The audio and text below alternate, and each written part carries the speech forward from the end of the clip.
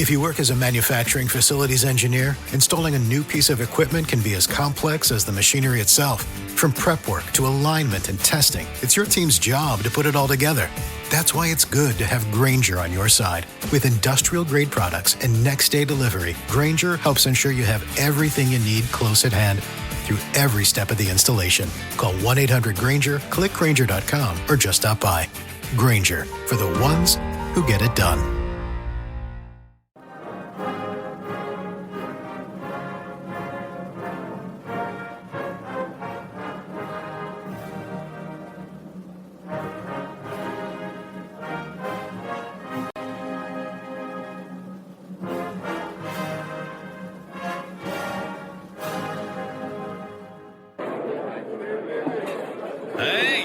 Hey, shh. Calm down. The show is about to start. Reese on the radio. Turn it up. Turn it up low. Turn it up loud. It's like a dream come true. Turn on your radio. Reese is on the radio. Yo, let's get it. Due to the nature of this program, discretion does not exist. It's Reese on the radio. Right now on WTIC News Talk 1080. Oh, and we are excited to be here as usual. It is Reese on the radio. Week is almost up. Thursday. Let's just say it's Negro Nonsense Thursday.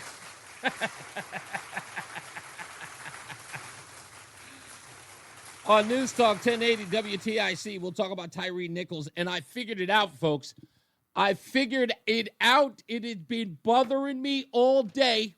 I have figured out the 12-foot statue in Times Square. I didn't think of it at first, but it took me. I mean, for some odd reason, I've been eating this or chewing this thing called Neuro gum, and it's supposed to open up your mind, and it worked. I have figured out the mystery. Who is the oversized, plus-sized, overweight black woman who is now featured in Times Square? Well, Reese on the radio has figured it out, and I'm going to share it with you.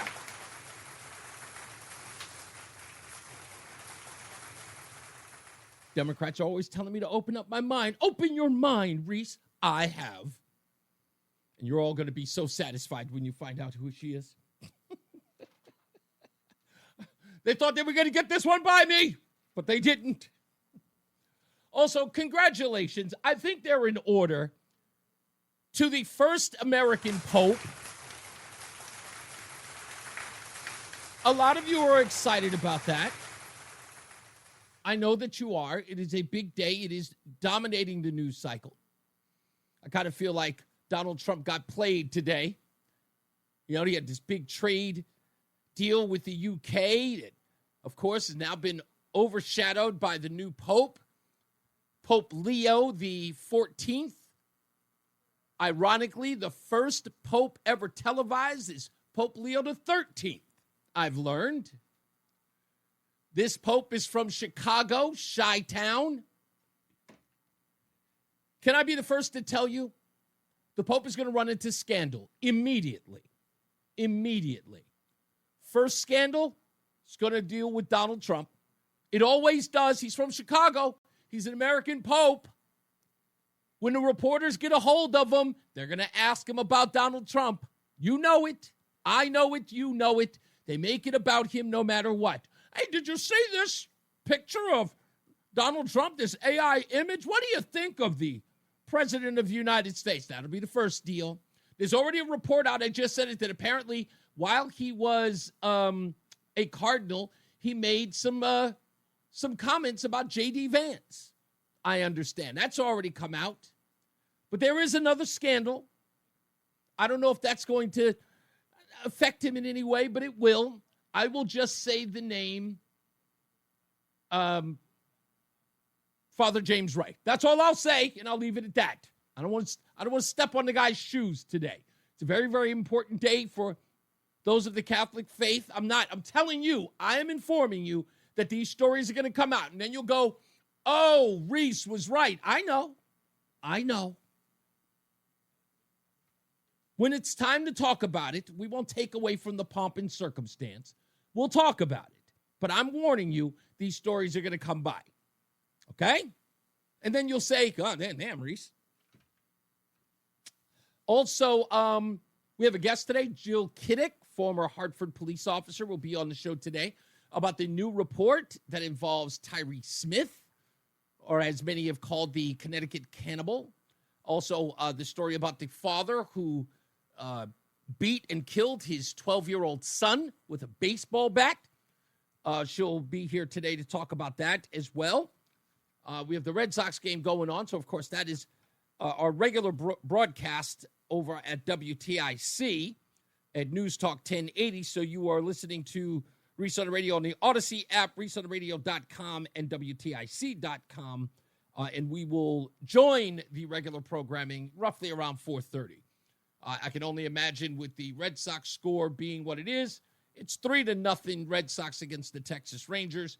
So we probably will only go to the top of the ninth inning, if anything. So we'll follow that. We have a whole bunch of news and views to get into today.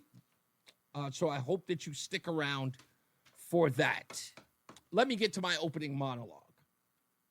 If you're paying attention to every bit of news that comes out, this particular story probably threw you for a loop, especially if you listen to rival networks, the mainstream liberal media. It's a story that came out. I don't know if you heard about it. It was written by a writer named Kevin Williamson of The Dispatch. He is calling Donald Trump, of all things, a socialist. I say again, Kevin Williamson of The Dispatch is telling the American people that Donald Trump is a socialist. Now, I assume that this is an effort to anger MAGA folks, anger Republicans, figuring that those folks would steer clear of somebody who is a socialist. You know, putting up their fingers like the sign of the cross with Dracula. No, be gone, demon. Nice try there, bozo. Nice try. We're not that dumb.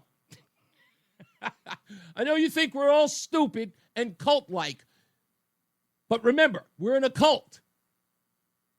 Remember, we're in a cult. We're not falling for that nonsense. Trump is a socialist. Conservative writer goes there in scathing column that asks any guess who the serfs are going to be. So I want to read the overall definition of a socialist. And I think it's important to, because I have a bit of advice. I'm not using it. I'll give it to the Dems. Socialism, in its various forms, is typically designed with the intent to improve lives by prioritizing collective welfare, reducing inequality, and ensuring access to basic needs like healthcare, education, and housing. Who does that sound like? Many of you might say Bernie Sanders. But let's be honest. That's the Democrat Party writ large, isn't it? That's all they ever talk about is universal health care. We had the Affordable Care Act, education, Randy Weingarten, anybody? And housing. Kamala Harris wanted to give $25,000 to people so they can own their first home, in particular those of the black community. That is the basic tenets of being a Democrat. But according to the definition, those are all associated with socialism. Don't think so? Let's go one step further. It aims to redistribute resources through mechanisms like taxation. Come on, Ned Lamont. That sounds like you. Public ownership or centralized planning. Often targeting the alleviation of poverty and the exploitation under capitalism.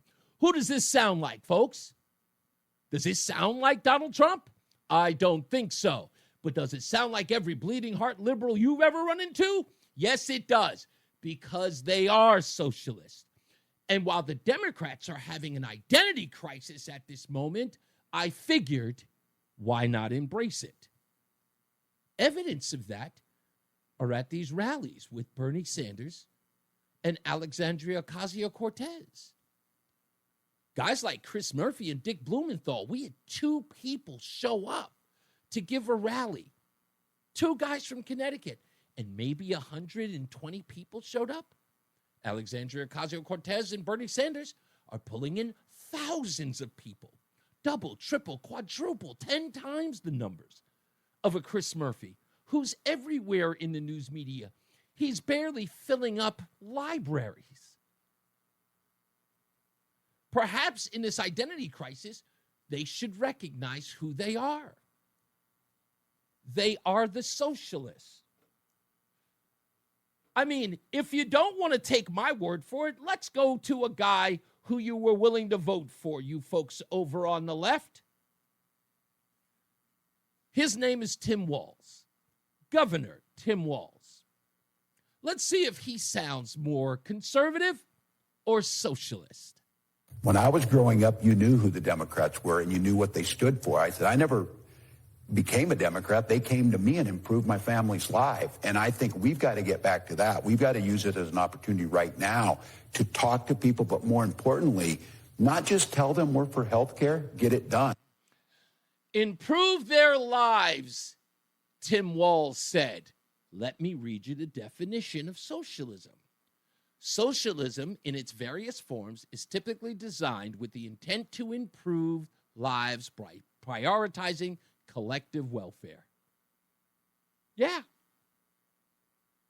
Also, Tim Walz believes that the government isn't about profit.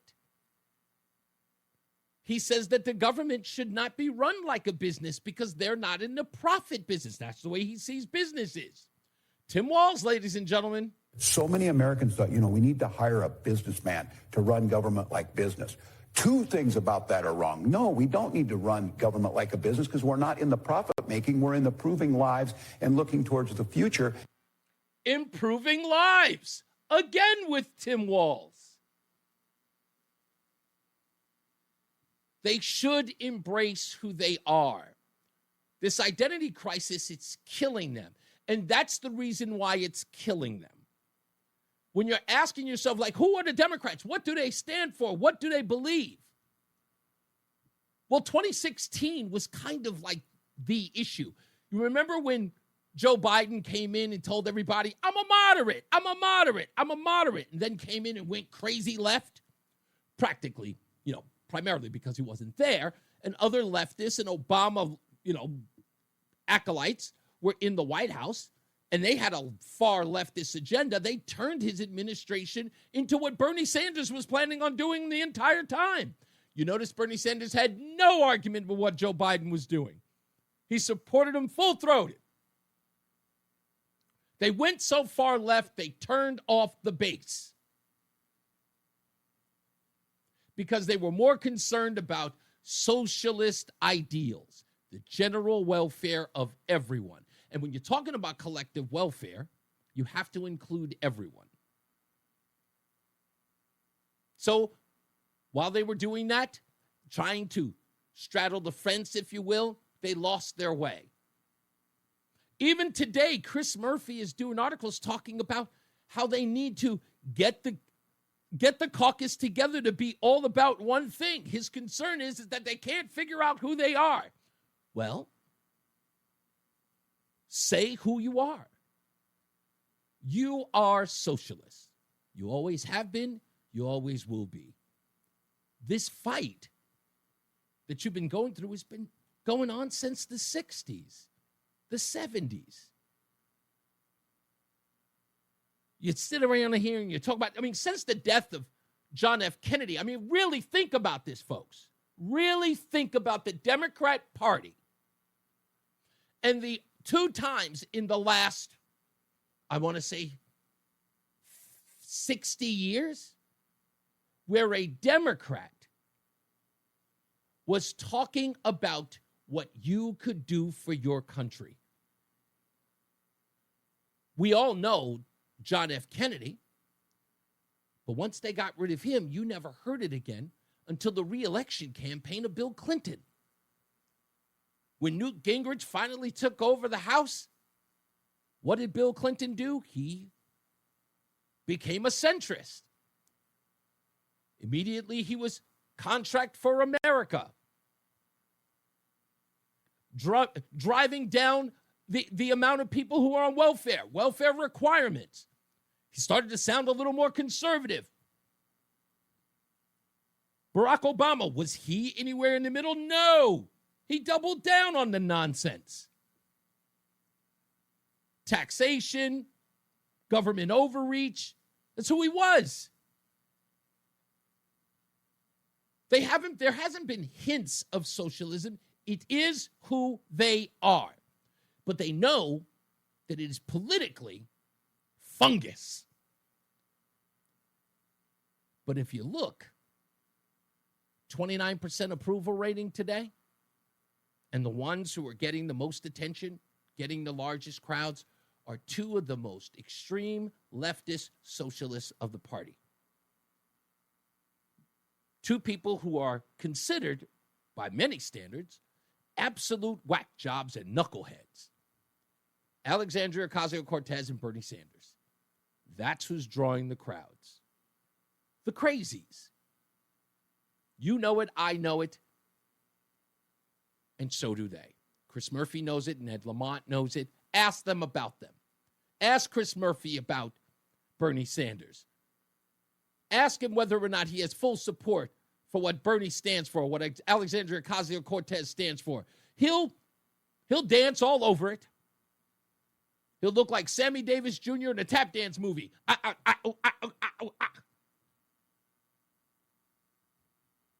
It aims to redistribute resources through mechanisms like taxation, public ownership, or centralized planning, often targeting the alleviation of poverty and exploitation under capitalism.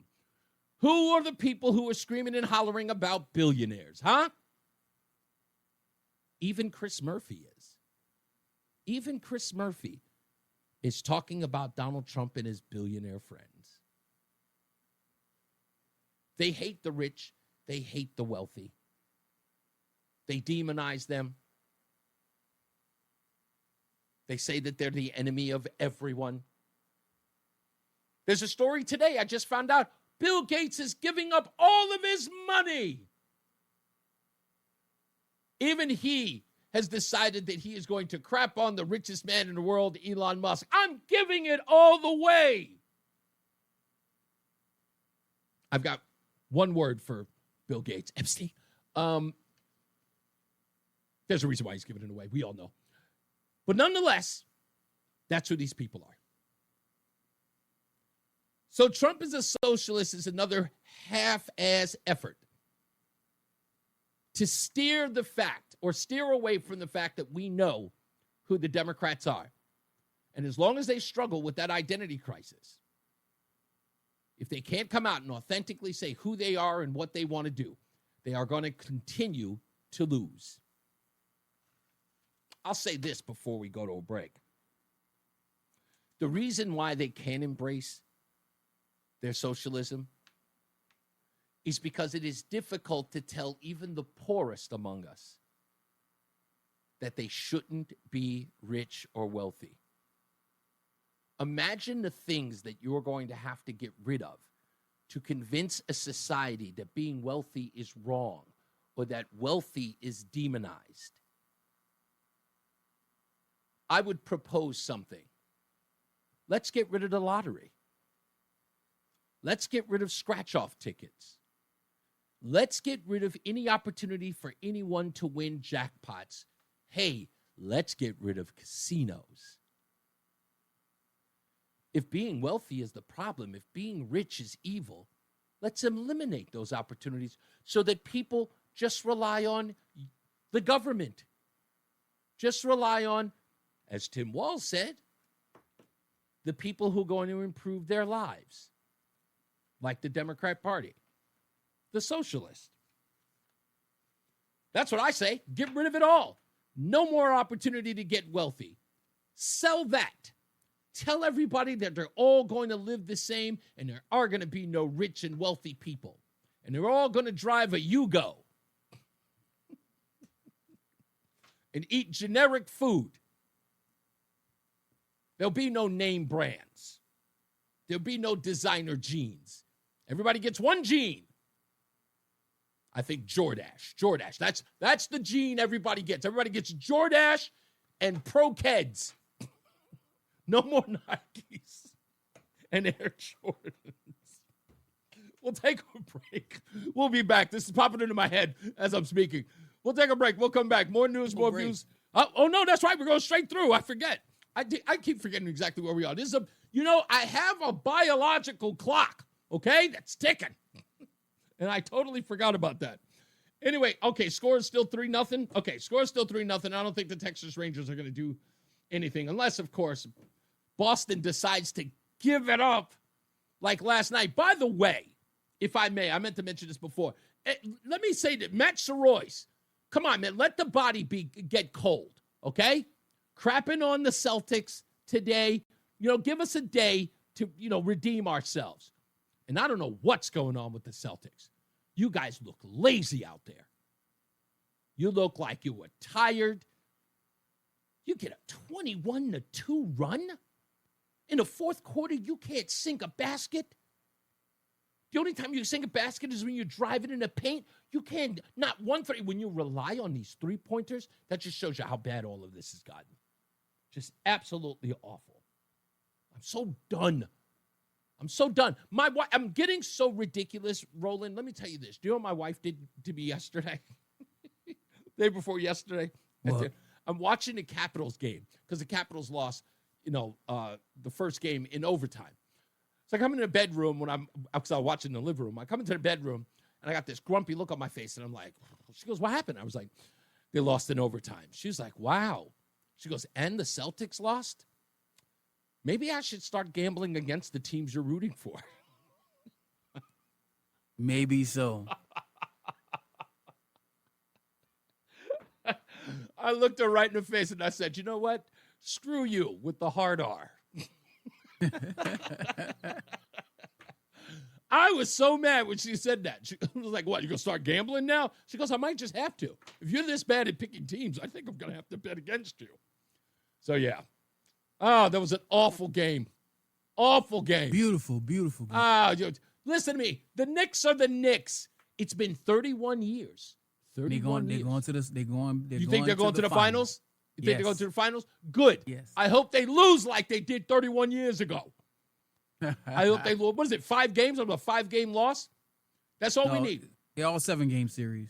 No. I'm saying in 94, it was a 5-game loss. There was a 5-game loss. I thought it was 6. Yeah, it may have been 6. Anyway, we got to go to a break.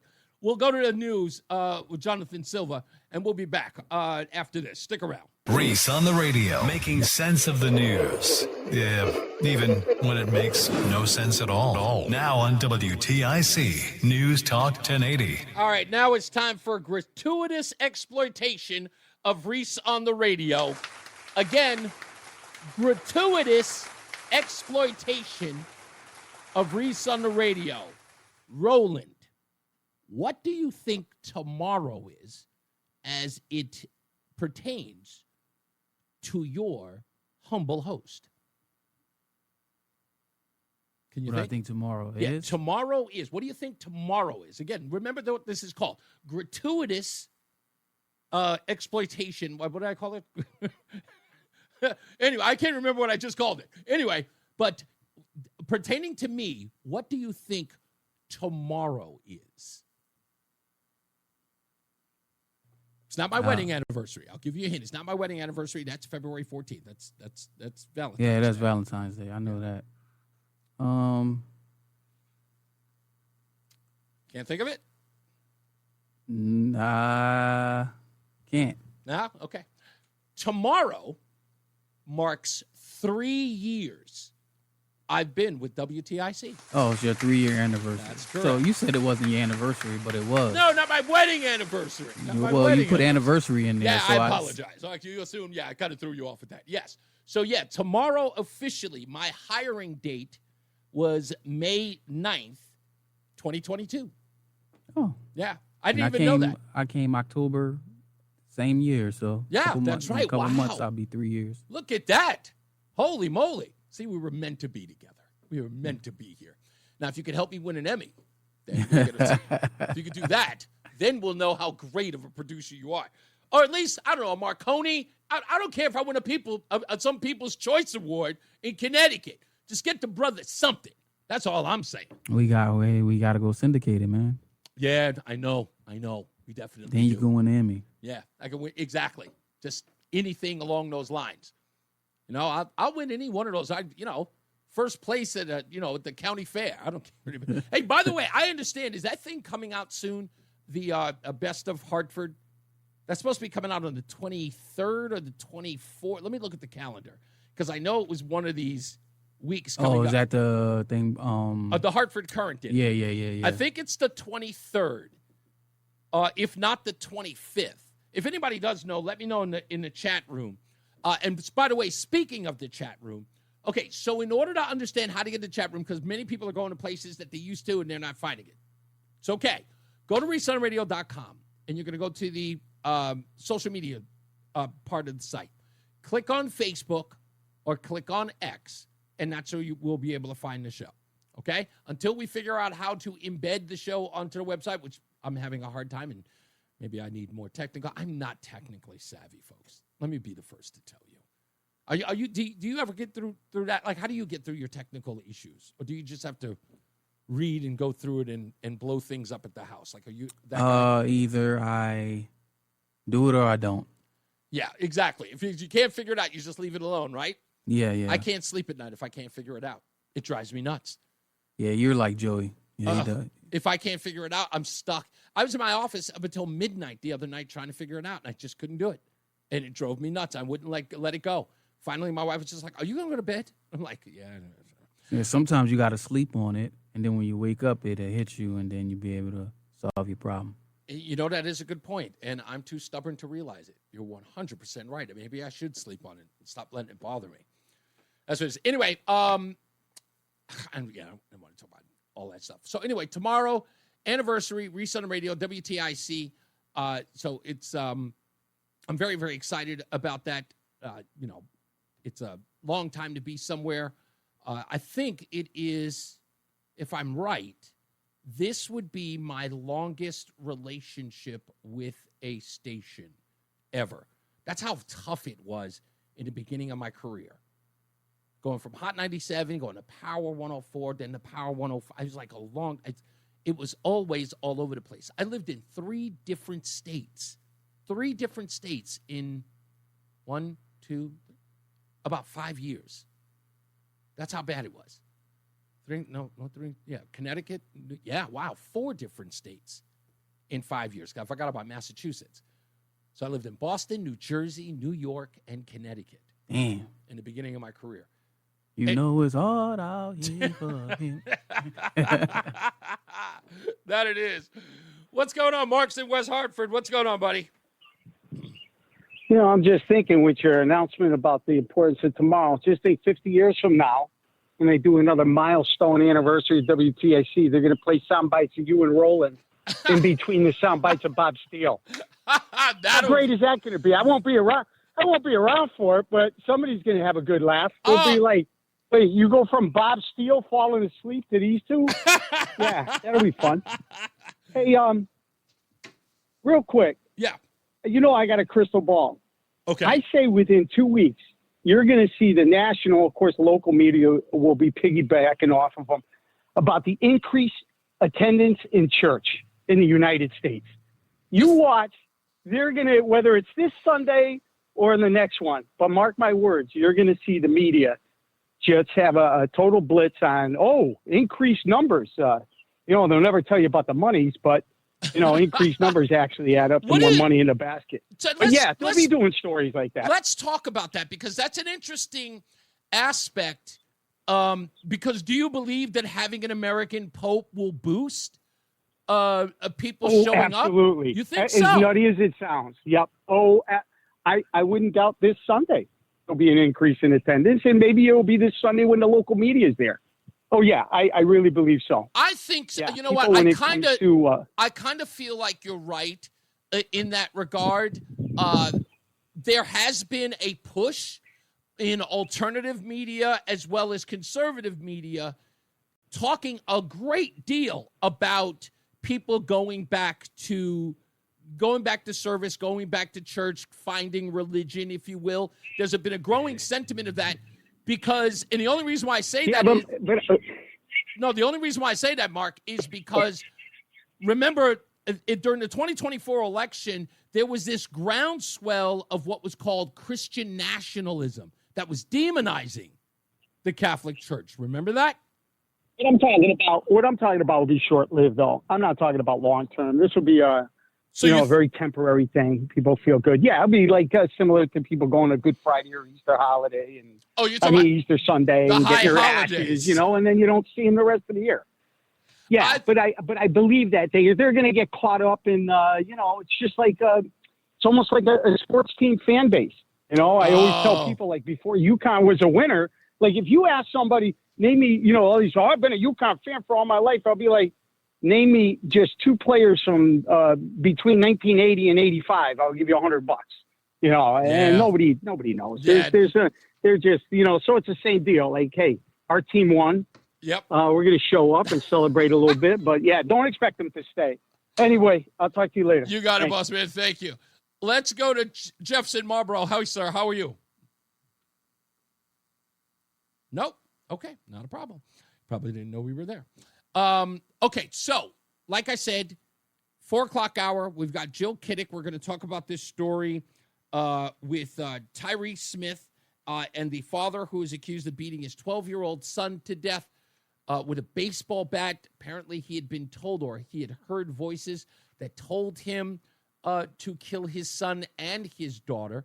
We'll talk to Jill Kidik about that because, of course, you remember her story as a former Hartford police officer in her attack on a mentally ill person, and get some of the feedback. There's another story, a story that came out of the New York Post that says that Tyree Smith was not, let's just say, altogether.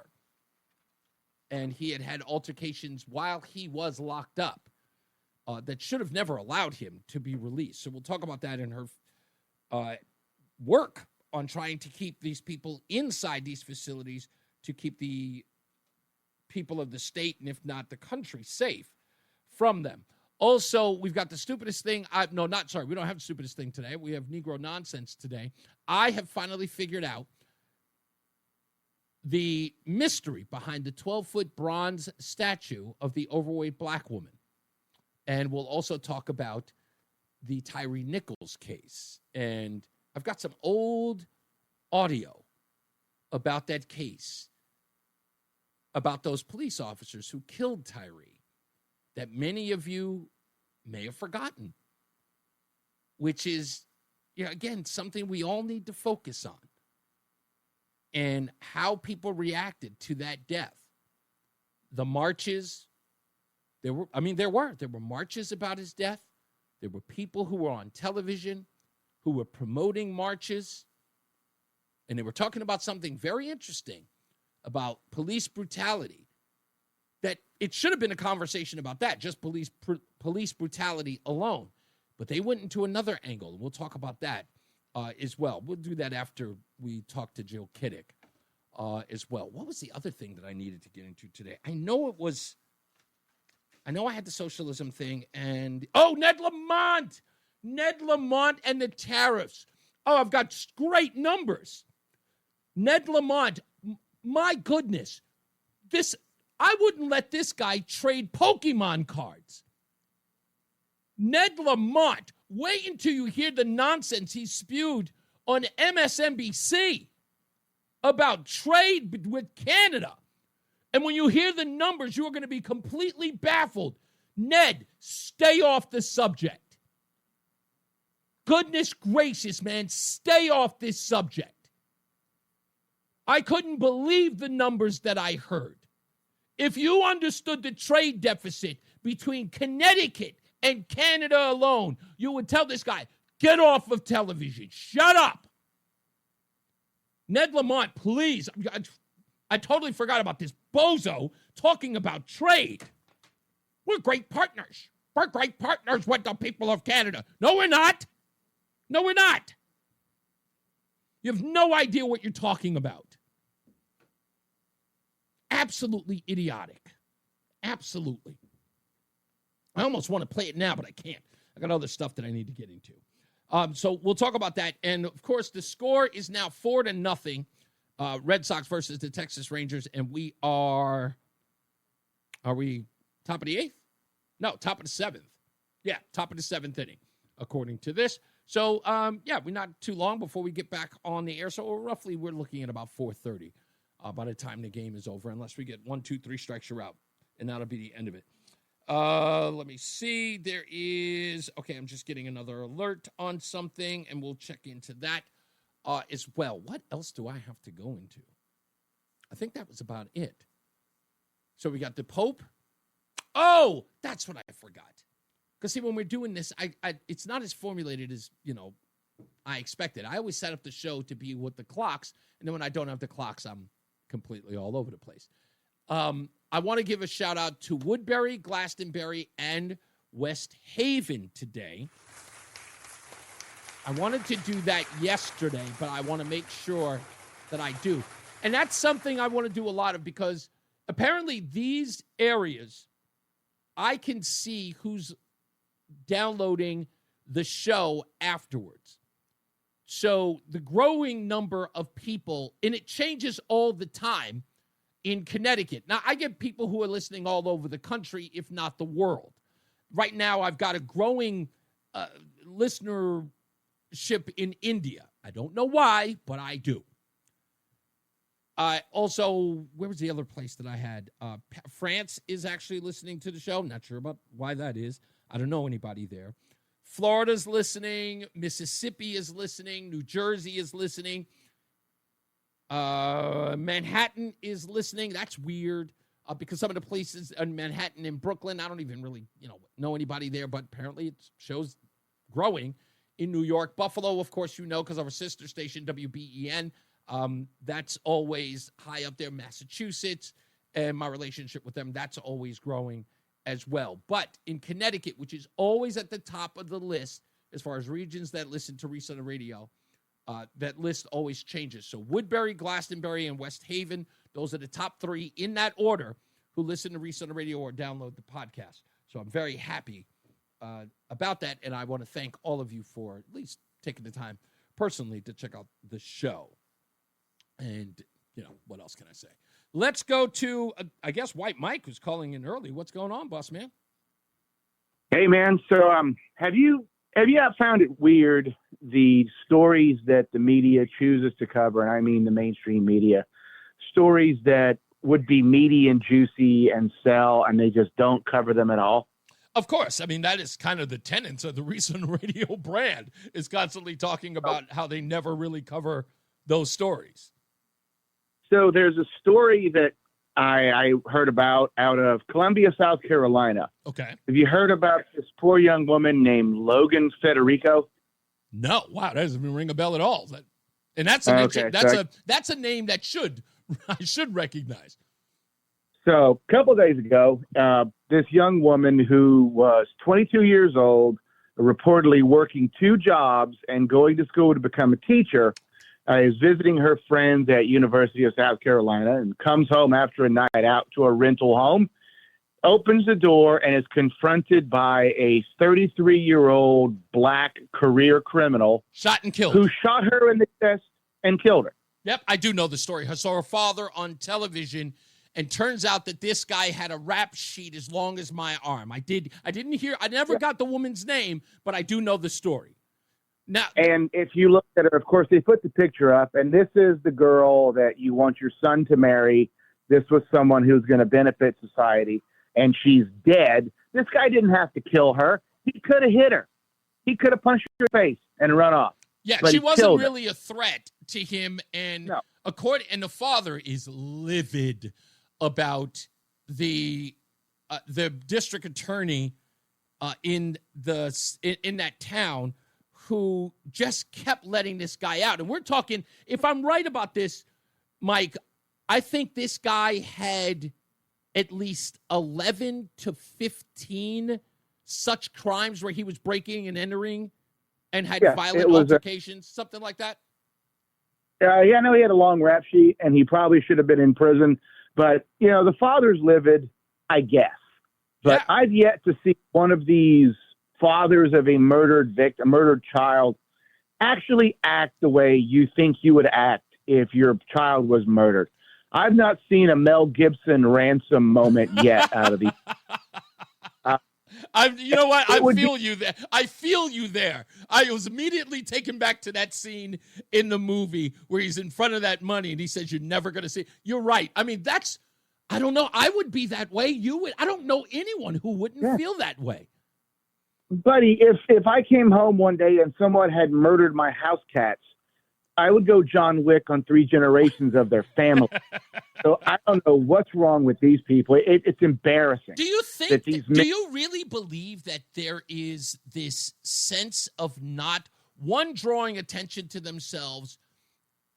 And I want to call it something, but do you think it is an expression of white guilt that they are very tempered in their reaction to the murder of their loved ones? Do you think that's the kind of the deal?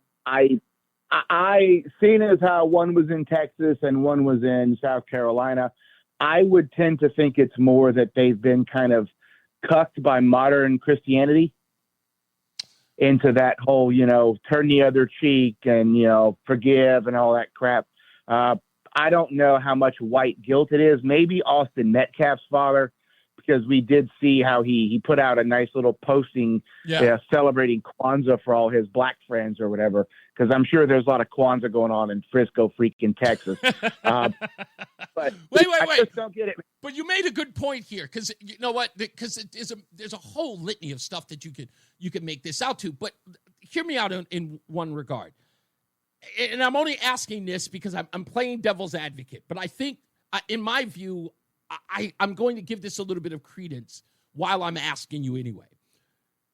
What if, just for the sake of argument, what if these parents or these people are under the impression, or at least acknowledge to some degree, that they know the media will never demonize the perpetrators once they find out that they are black? And this is sort of creating that hesitance, if you will, of making a big hubbub. Well, that is absolutely a valid point. And what do you think? My hypothetical situation here is, what if someone whose child is killed by a black criminal gets in front of the cameras and starts dropping N-bombs? Oh, yeah. Forget about the stories about that. And I would say there'd be no more justifiable time to drop that one. I mean, if someone's murdered your child, it isn't, Mike. No, listen. I know you take this from a very you're very, very absolutely disenchanted by the fact that this is being ignored, because you feel as though, and I get where you're coming from, feeling that if it's ignored, or in the way in which it's ignored, it almost gives permission to behave this way. Right? It's sort of like telling people, hey, man, I'm going to do it. No one's ever going to bring attention to it, so I'm just going to run amok. And we've seen that because of what we've known to call the Ferguson effect, right? Police officers, because of what happened to Darren Wilson, police officers refuse to go into the black community to actually stop people from committing crimes because they don't want to end up as the cover story of some sort of altercation. So they just say, why bother? And that sort of knowing that you are not going to get justice in the court of public opinion, or no one's going to mourn for you, or at least show some semblance of sympathy for you in the news media to let people know that this is happening, so there is a collective outrage to this behavior, you sort of sit back and say nothing. And I get it. But you and I were friends when the Wichita massacre happened. And yes. You and I were friends when the Knoxville massacre happened, when that poor young couple kidnapped. And those stories got no traction. And my theory on why the media doesn't cover these things is not the whole man bites dog thing. Yeah. If the media was honest and they just blew up 10 stories a year of black criminals murdering, straight out of central casting white victims, right, there would be pitchforks and torches and the ghetto would be cleansed. They could whip people up into a frenzy. And I think you're right about that. In fact, you know what? I'll approach that in another segment. But I think you're right about that because there's something you just touched upon that's really, really important. Thank you, Mike. I appreciate you, sir. Let's take a break and let's get to our weather and traffic. Our first check of weather and traffic. I don't think Jason Caterina is in, but I think somebody else in. But Mark Christopher's in the BPS Traffic Center. Hey, Mark. It's Reese on the radio. Ask your doctor if common sense is right for you. On News Talk 1080 WTIC. All right, stick around. We've got Jill Kidik. She's actually just calling in on the line now. We'll get her on hold, and we will talk to her about her case and, of course, a couple of cases that are going on right now about some attacks and deaths that were involved with what can be only described as people with mental illnesses who have decided to, what else can you say, murder. We'll talk about that. And, of course, the new report about Tyree Smith that was in the Post and on WTNH in the last week or so. We'll talk to her about that. So stick around. Also, I figured it out. That statue in Times Square, I know it. They thought they pulled one over on me, but I figured it out. And they said it was supposed to be one thing, but now I know. I looked at it and I figured it out. It's crazy. So that's coming up as well. And we'll talk about Ned Lamont. Oh, and Chris Murphy and his exchange with Kristi Noem, the Department of Homeland Security Secretary. We'll talk about that, and we'll play that audio for you as well. So stick around for all of that. Mike brought up a very, important point about these stories. I remember this a long time ago. There was a news reporter out of Chicago who was a part of this controversy saying that what was the reason they weren't covering all of the mind-boggling murders that were happening in the inner city of Chicago. And I think at the time we were looking at about 846 murders in the city of Chicago during the Obama administration. And there was this small documentary that was done about it and saying why it was happening and no one was covering it. And she said something very, very profound. She said, because the way the news media works today, that if you pay attention to crime in black communities, that their thought leaders, people like Al Sharpton and Reverends, they will attack the news media and say that they are putting too much attention on black crime and they'll be deemed as racist. So they decided not to cover it at all. And I've always thought about that when seeing these stories that are rarely ever covered. News is news, and it's supposed to be objective. But as we know, the news media has lost its objectivity a long time ago. So much is said that that's what they plan on doing. Let's get another check of the weather and traffic with Jason Caterino, who is here, and Mark Christopher is in the BPS Traffic Center. Hey, Mark. It's Reese on the radio. And don't say we didn't warn you on News Talk 1080 WTIC. All right, we're back. Reese on the radio. News Talk 1080 WTIC. On the phone with us, as promised, is former Hartford police officer Jill Kidik. What's going on, ma'am? How are you? Good. How are you? I am fantastic. I hope that you are doing well. And I'm sure that these stories that I mentioned before are giving you some pause, especially about Tyree Smith, which says, according to this report from the New York Post and WTNH, they're saying that Smith was, while he was being held at the Garner Correctional Facility, that he attacked someone inside the prison population. In fact, the person that he attacked, he says, had only trash-talked him, and he had beat the person so badly, they said that the inmate he was fighting didn't even bother to fight back. And this was the guy that they chose to release, but there was no mention of this report in the supplemental, I guess, in this report that ended up releasing him. What do you make of that? Yeah, so the way that works for DOC is that if that other inmate didn't make a complaint or ask for a police report, be arrested, whatever, then there isn't any police action taken. Connecticut State Police is not called. And that is often motivated that you are seen as a snitch, could put you in more danger by making such a complaint against another prisoner. So there's nothing against Tyree in that, because that's how our laws work in Connecticut. But even, I mean, the only reason why we know about this report, clearly it wasn't because the other inmate had reported it. It appears that there were prison staff that witnessed it. It's the reason, I mean, it's on the report primarily because someone took note of it, or maybe somebody in the facility, I mean, who's an employee there, made note of it. It was part of its record, because, I mean, that's how it gets on the record. So we don't get anywhere. Like, in other words, if I'm a CO and I witness this brutality and I make it a part of the public record, or I make it part of the record of Tyree Smith, in consideration of releasing him, how does that report not make it to the final report to release him? How does that go on? You know, it can show his behavior, and they have to document it because obviously he was removed from general population due to his violent tendencies that we already knew what got him there. Right. Obviously, but it's just the way that policies work for DOC in Connecticut, that was an in-house thing, and I'm not sure what was brought up in court because this is prior to his trial. Right. But when it comes to the Security Review Board, they can only go off what they're provided. And I assume that they were just provided with the case that got him arrested in the first place, since there were no charges from the in-house incident. Right.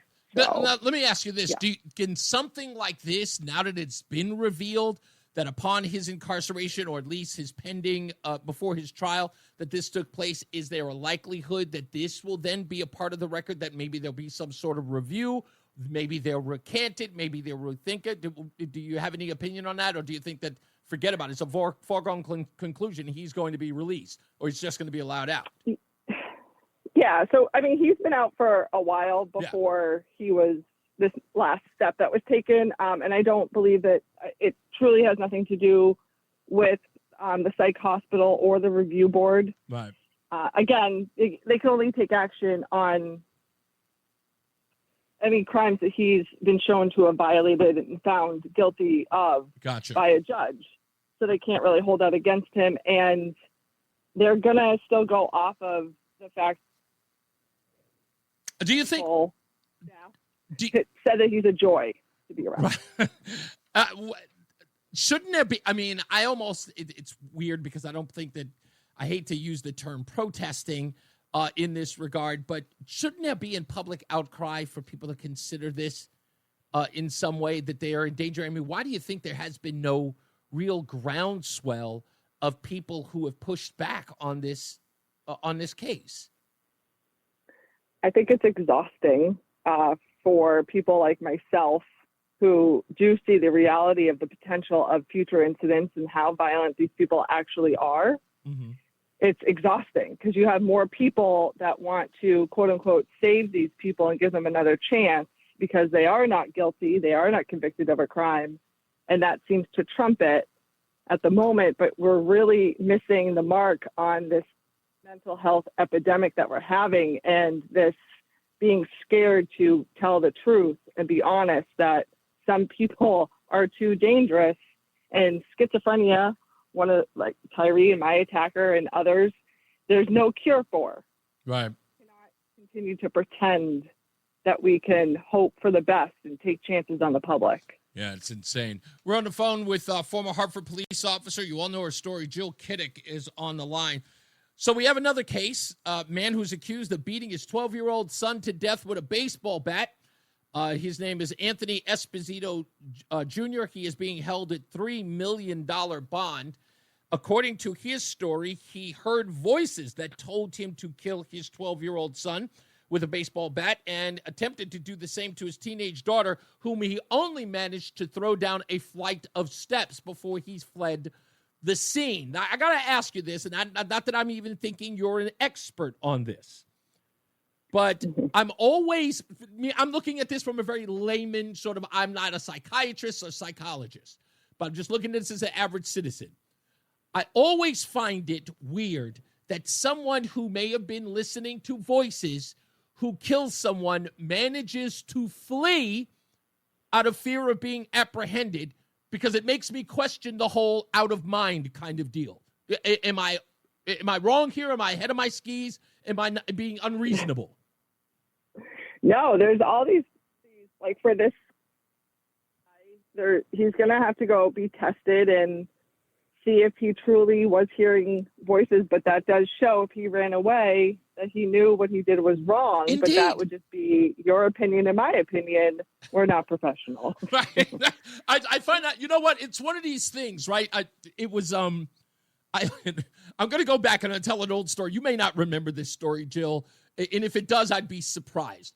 It was in 1991, 92, maybe it was. I was living right off of Washington Square Park in Manhattan. And I'd gone to work, and my first wife at the time, was still going to NYU. She took a day off. She was pregnant with our son at the time. She took a day off, and she used to walk through Washington Square Park. This one particular day, she took the day off.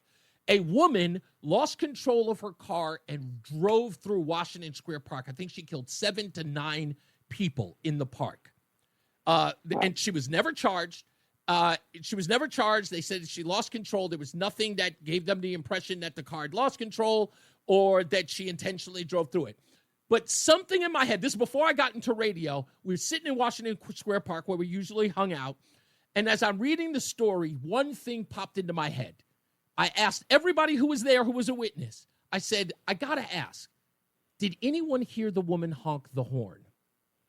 And everybody said, no. Which, again, I find strange, because if you've lost control of the car and you're barreling through a group of people and you have no control, at least honk the horn. Alert them to the fact that you've lost control. Never happened.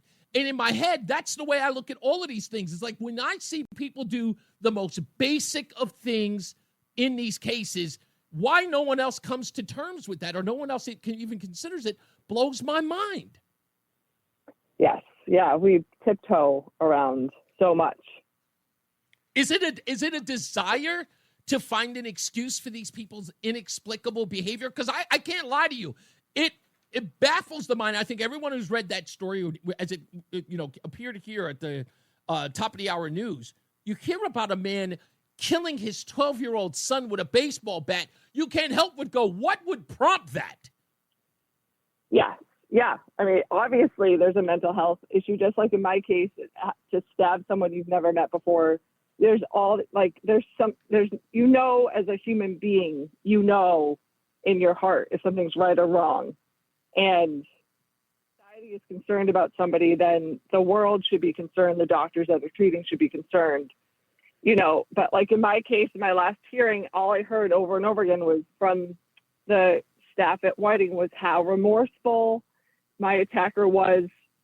Never once mentioned that she was appealing my protective order in the appellate court, and it's just a disconnect from the reality that this really happened. There's really victims, and they're likely to do it again because they have schizophrenia. We really need to focus on the truth. Was there a racial component that was used in your case that was sort of trying to demonize you in some way? Did I read that correctly? Yeah. So after, I was so very, very pregnant during the trial, and I got through my testimony, and I had to actually be brought back on to the stand because my attacker then tried to say that I called her a baboon. Oh, my And goodness. I had to go back up and testify that I did not call her a baboon. To this day, if I'm watching an animal show with my kids and a baboon, it is brought up, or the Does word, it make you cringe? It triggers me, and I instantly am just disgusted that I had to go back up. So it was so important, or was trying to be pushed so hard. Wait. Who was the person? Jill, I'm sorry. Who made that? Who made the suggestion or testified to that fact? Was it your attacker, or was this made by the attorney in her defense? I whatever she told him, he had to do his best. Her attorney, very respectful. I got to give him credit. He could have been a horrible person to me. He wasn't, but he had to do what he had to do, and she tried to play that card at some point during the investigation, and they paid attention to it more so than. Isn't that insane? Okay. I'm just asking because you said now you can't even watch Animal Planet if do you turn the channel if a baboon shows up on the screen? Yeah. Because I'm like, I've never called anyone that. I never would have thought to do that. And I'm like, I had to go back up there in a trial. I'm sorry. I don't mean to laugh at it, but I'm looking at this is the whole system. This is how the whole system works. It is so backwards, and trying to find any stupid excuse that what they did was okay or not their fault. It's so that to me that I look at that. I'm sorry, I can't help but focus on because is it fair to call it a little bit of PTSD? That when you have to watch the Animal Planet, I'm sorry, I'm laughing at it, but it seems ridiculous because I mean, in your case, I know your feelings. Like, what a ridiculous claim to make. Because I know in your head you're saying to yourself your reason, and I know the way if your mind is working the way mine is, and you were born on planet Earth, in your head you almost feel like, are you trying to find a justification for almost taking my life? Right? That you know what I mean? Is that sort of how you're my fault? Yeah, exactly. Yeah. I would view that. It would boggle my mind. I never heard that, but I'm so glad you shared it with me because now I don't know how to respond to that. I think now I'm going to have PTSD as well. If I watch the Animal Planet, I see a baboon, I'm going to be thinking of Jill Kidik. I'm going to, that poor ridiculous. lady. I'm so sorry. It's entertained. Every case, it's entertained. Those little things, and it's just not right. So Jill, what are you doing now? Are you going to start, like, I hate to put you on the spot. It's something like this usually causes people to act, but are you going to, start some sort of foundation, some group, something along that, some advocacy program? Are you just trying to get your story out there? Do you have any plans on doing something like that, or are you just trying to live your life and move on? There's some days that I just want to, and that nobody knows who I am, and everything's fine. I'm just going to move on in my life. But at the end of the day, I still have my physical restrictions that remind me that I survived for a reason. Yeah. I was a pain while I worked at Hartford PD, always getting in trouble for not keeping my mouth shut. Now I have nothing to hold me back. Yeah. So there's many things in this process between how mental health is handled in criminal cases like what's going on and how people like myself are dealt with after by the state and by the federal government. There's a lot. It's exhausting. It takes time, but if there's something I feel passionate about or I can actually have an effect on, I'm gonna be a part of it. Well, Jill, listen, you have a platform here, and this is not going to be the last story that we deal with. And always remember, if I can, again, I'm not using it, so I'll give a little bit of advice. God makes plans for us. We don't make plans. I always tell my family, if you want to make God laugh, make plans. So if you are the voice for this, he's going to choose you. And I think in some ways he has, but you're going to have to make that decision in the future. But I think you have a voice, and I think you have a prominent voice in this that understands it. I think your experience can help others, if not help the system in some way. Yes, that's the biggest thing. I don't want people to be going through what I went through. That what's not right, I'm not going to keep my mouth shut. It's not worth it. I don't want my kids to grow up in a world that's worse than it is already. Yeah. And I don't want someone like you to be hurt just because somebody didn't start holding people accountable. Indeed. Jill Kidik, thank you as always. We'll have you back, okay? Thank you. You're welcome. Jill Kidik, everybody, former Hartford police officer. Let's get another check of the weather and traffic with Jason Caterina and Mark Christopher in the BPS Traffic Center. Hey, Mark. Stay locked in. Reese on the radio is on WTIC News Talk 1080. All right. Let me get everybody in a tizzy. I'm sure you guys know what's happening now. After hearing that part of Jill Kiddick's story, I'm genuinely inspired to do this. Here goes. Negro nonsense. Negro nonsense. Negro nonsense. You guys, you saw it yesterday. I saw it yesterday. There it was, 12-foot tall statue, African-American woman in the middle of it. They said she was a plus-size, they called it themselves, plus-sized African-American woman standing in the middle of Times Square. I looked at it, didn't know what to make of it. Kept staring at it, didn't know what to make of it. And I figured it out, folks. They thought they were going to pull the wool over my eyes, but no. They say that that's just some random woman. It's not. It's not. Something's about to go down. And that statue is about to have a perp walk. Come on, folks. It's Leticia James. You know it. I know it. That statue is a statue of none other than New York Attorney General Leticia James. William Tong, go down there and take a picture with her. Do it now. There's a perp walk coming. You want some memorabilia? You want to go down there and pay homage? Do it now. People in New York, far and wide, celebrating it. That's the woman who went after Donald Trump. They built a memorial for her. And it was already scheduled to go up. Nobody thought that this mortgage fraud thing was actually going to ever come to fruition. But now there has been a criminal referral. In fact, there is a criminal investigation into Leticia James as we speak. They are going after her. She knows it. Everyone knows it.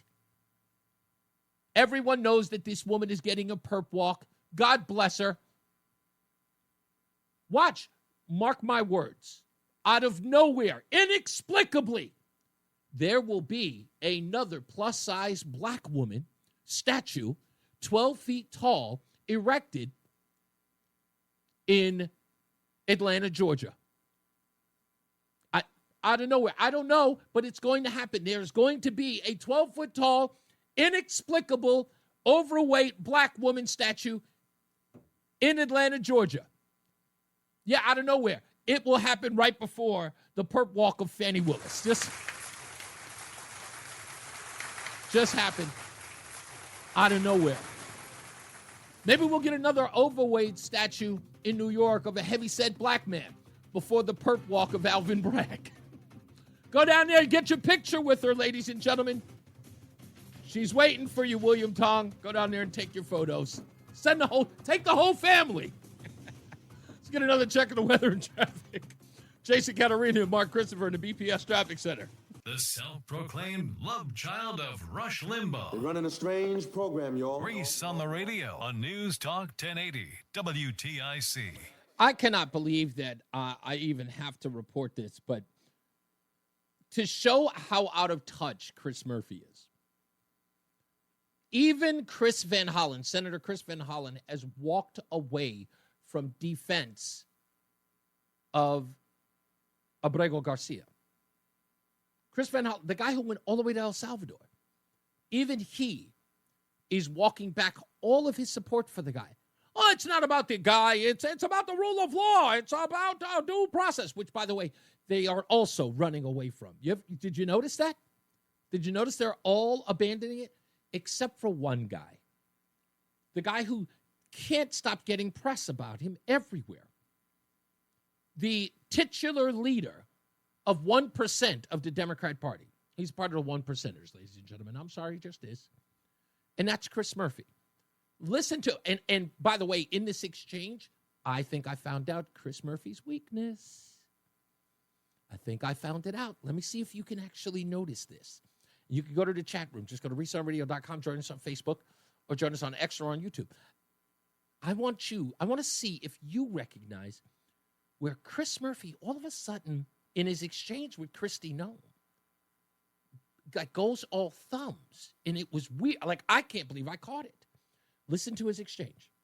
Court decision requires the administration to facilitate Kilmar Abrego Garcia's release from El Salvador.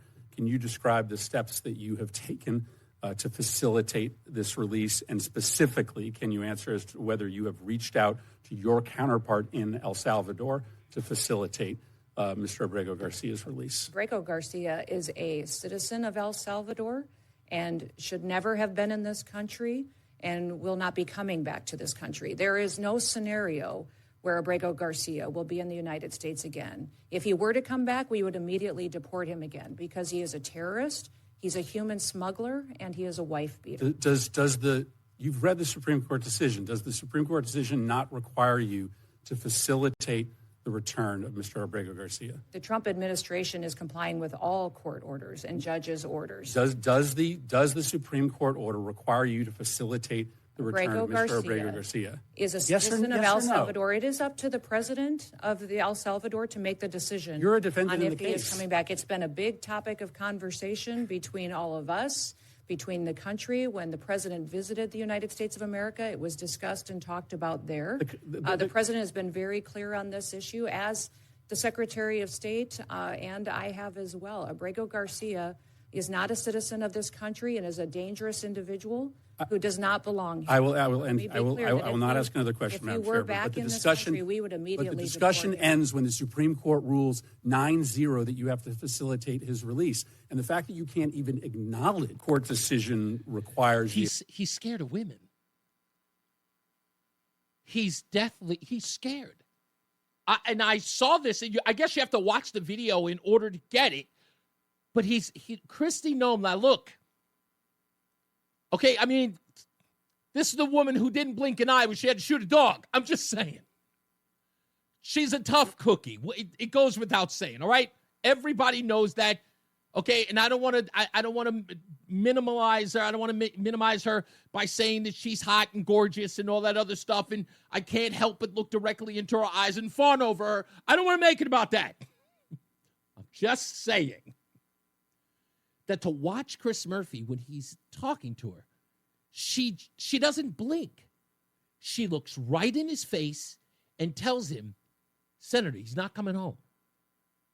He's not coming home. It's like she's giving Chris Murphy this look that says, you're having a liverwurst sandwich, and you're going to like it. And Chris Murphy doesn't know what to do with her. He's all thumbs. He can't even come off as aggressive. He's milquetoast anyway. I mean, let's be honest. But I just thought that was weird that he was making this case for Abrego Garcia, a guy who beats women, or his wife for that matter, twice, wakes up at 3 o'clock in the morning, douche, where's my chicken pot pie? And this guy's standing up for him. And Kristi Noem's looking at me. He's never coming back, Senator. He's never coming back. Get used to it. You're not going to get your whoopee. There will be no whoopee tonight. I couldn't believe it when I watched it. But he's all thumbs. He talks a good game. This is the reason why Chris Murphy does not do adversarial press. He can't. And I don't want to attack him in that way, and I'm not trying to call him names or anything like that because that seems silly. But you can see it in his eyes. He's just not. He can't do that exchange. He gets a tough woman in front of him, and I see him wilt her. Gosh, that is embarrassing to watch as a man. If you got a strong point, make your strong point. She's not going to cry. Kristi Noem's a tough lady. If he had been a little forceful in what he thought, he could have pushed back, aside from the fact that he had no real argument. But he could have pushed back. He just didn't know how to do it. And you can hear it in her voice. I mean, Kristi Noem's never going to let anybody walk over anyway. It's just not her speed. Just isn't. So I just find that. Max says, I hate her for shooting the dog. I know. I know. I know. I know. I know it was messed up. I felt bad about it too. It's horrible. It's just horrible to watch. So I mean, I don't know. I looked at it and I just went. Look, you think I'm kidding? Just listen to it again. See whether or not you saw any toughness in his voice or hear any toughness in his voice, and listen to the way Kristi Noem responds to him. Court decision requires the administration to facilitate Kilmar Abrego Garcia's release from El Salvador.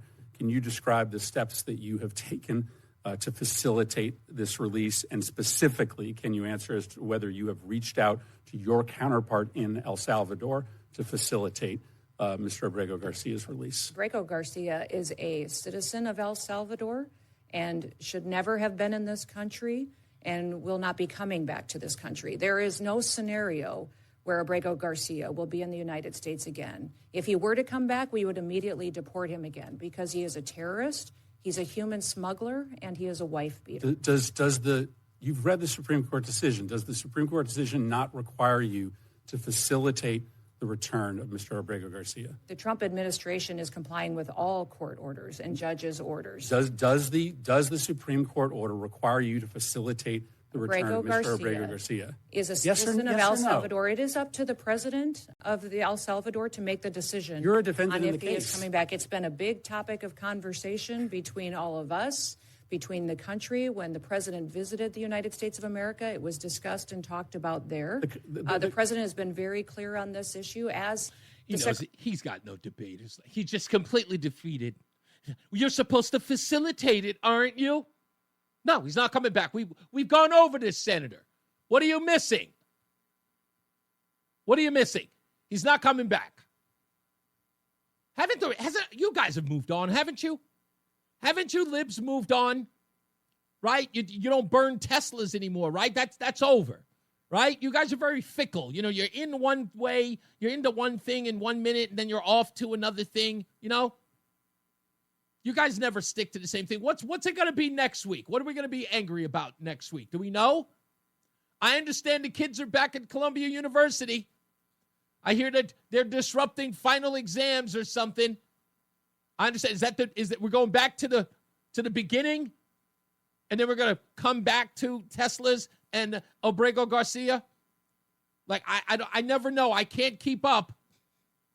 You guys never stick to any plans. I don't know what's going to happen. These poor people. I wish that they would get a grip. Oh, Bob has joined us. Says the president has multiple felonies. He should be in El Salvador. Oh, so Bob, I guess you're okay with us taking American citizens and putting them in El Salvador prisons, like Donald Trump was saying. The worst of the worst. Look at that, folks. Donald Trump is so effective. A liberal in my chat room says that Donald Trump has so many felonies, 34, for a $130,000 payment to his lawyer, that he should be in El Salvador. An American citizen, a former president, should go to El Salvador. So I guess a liberal is okay. If Donald Trump can go, we can get the biggest and the baddest of killers and murderers and put them in an El Salvador prison. So, I mean, it's nice that folks are willing to join in, because I didn't know where you guys were. I did not know. Unless that was an attempt at being tongue-in-cheek, because please, with all due respect, liberals, don't do the funny. You folks aren't funny. You don't do the, ha-ha. You guys don't do that. You guys don't do funny ha-ha. You guys do funny uh-oh. You guys don't do, you're not very happy people. Please stop it with the trying to chime in with some fun. You're not funny. You're miserable. That's your wheelhouse. Your wheelhouse is outrage. Sore loser, that's you. Stick to that. Okay? That's all you have to do. Just stay there. I don't want you doing anything. You may break a hip trying to do a joke. I mean, with a group of people who find everything offensive, why are you trying to do comedy? Just why? Comedy's, the whole basis of being funny is being offensive. You guys are against that. So why try? Donald Trump should be in the federal. You know, and that guy yesterday, you know, it's been irking me ever since we ended the show yesterday, the guy who called late, talking about the Epstein flight list. I had to get into another argument with somebody afterwards. Right? Why are you defending Donald Trump, the flight? Because the flights go other places. It's not a shuttle. It's not a shuttle. The plane goes other places. And all you have to do is look up exactly where those flights went. And you notice none of them went to Epstein's Island. But other people did. No mention of them. These people are always miraculous. Zach says, Reese, they literally tried to kill Trump twice, and they want the worst possible fate for him. Yeah, I know. There must be health care coverage for Trump derangement syndrome. Yes, it's covered by Obamacare. But not everybody can get it because no one was willing to subsidize it. That's the problem. And the obsession with Donald Trump, I find it fascinating. I know other people are annoyed by it. I was like, why do they always freaking out on Donald Trump? They have to make. I'm absolutely amazed by it. Because if I may give you a perspective, Lori and Zach, let me help you with this. And this is not a slight. This is beneficial for everyone. For all of you people who are screaming and hollering about the Trump derangement syndrome of these individuals, I want you to take a step back and realize something.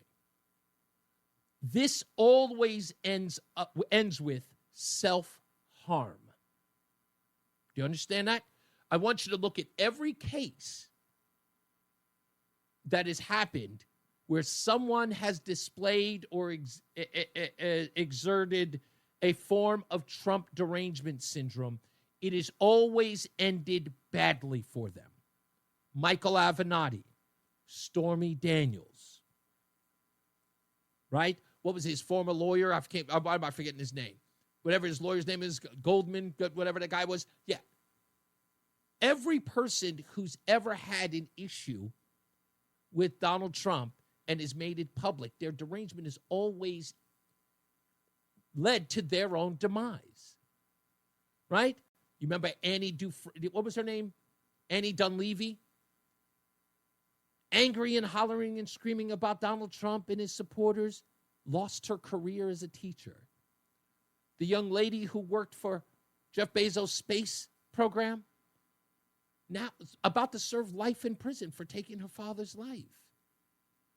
This always comes back. This Trump derangement, don't lose yourself over it. It always backfires on them. They have absolutely no self. They don't look at themselves. There's no self-reflection. If it's always Donald Trump's fault, they're not looking at themselves. It always leads to their demise because their head's not on a swivel. Let them have it. Let them go ape.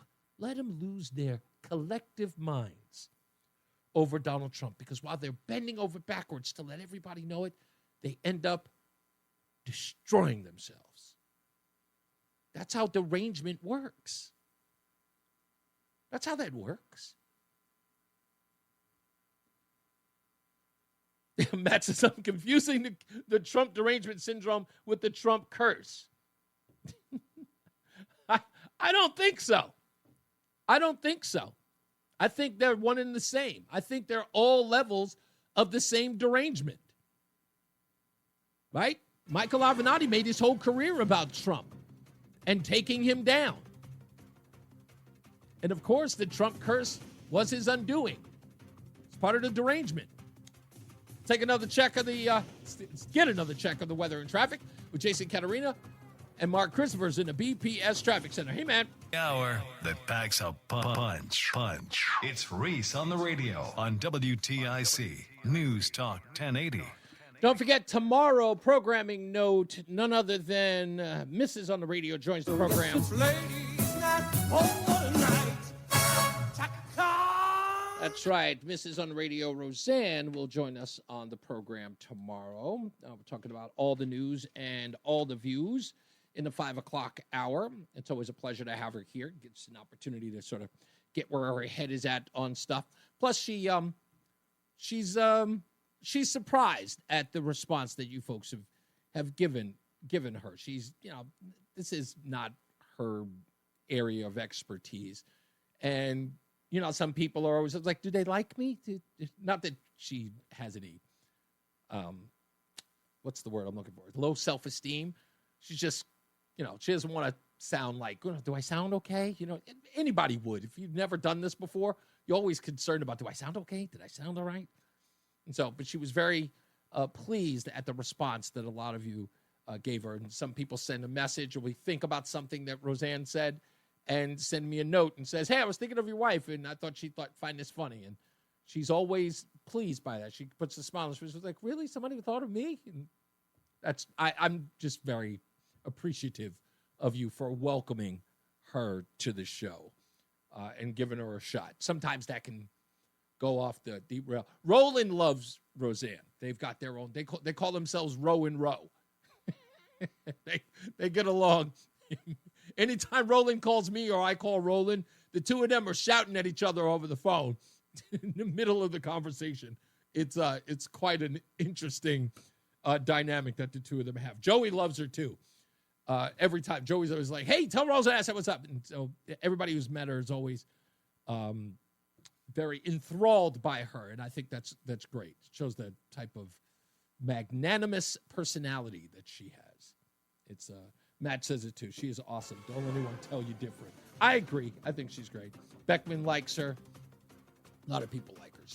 She's fun. Mark, you met her at least briefly, right? Mark's in the BPS Traffic Center. You met my wife briefly at the Christmas thing It's 2 a years holiday ago. store, Yeah, I holiday believe, store. yeah. Yeah, you did meet her. I thought you did. Up in Avon. Yep. Yeah, you were only there for a little while, and I thought you know who you reminded me of when you were wearing your I forget which jacket you had, but you had a Letterman jacket on, a burgundy one, if I'm right. Was it a Red Sox coat? It may have been a Red Sox, but I know it was a Letterman's jacket. But you know who you reminded me when I first saw you? John Candy. No. I immediately thought of Anthony Michael Hall. Really? Yeah, I don't know why, but that god-awful film he did called Johnny Be Good after The Breakfast Club? They gave him this one vehicle where he plays a football quarterback.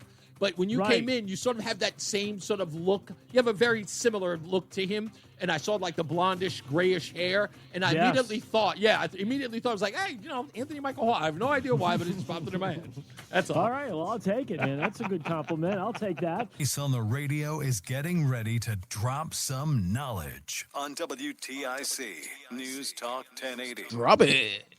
All right, we're back. Reese on the radio, News Talk 1080 WTIC. We're going to talk about Ned Lamont. Also, I forgot this. This was part of Negro nonsense today. Because, again, this story only nauseates me at best. The Tyree Nichols case, and I was talking to White Mike about that a little bit. That Tyree Nichols case, where 3 officers were acquitted out of all 5 that were involved. 2 took guilty pleas. And there are going to be federal cases against these officers as well, at least 2 of them that we know of. I wanted to play this because this was an important thing to note at the time.